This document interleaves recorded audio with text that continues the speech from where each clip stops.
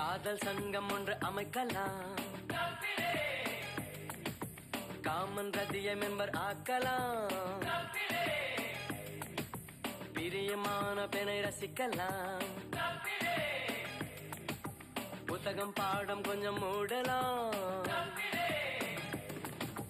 Modern உலகத்திலே எல்லாமே மாறி போகட்டுமே, நட்பின் கற்பு மட்டும் எனாலும் மாறாதிருக்கட்டுமே. ஜாலிதான் சகோதரா, சண்டை நிலேதுரா. ஈஸ்வரா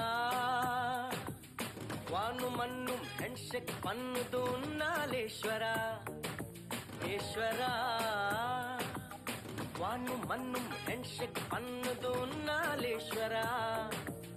மானும் புலியும் தேநீர் பருகுது உன்னாலேஸ்வரா.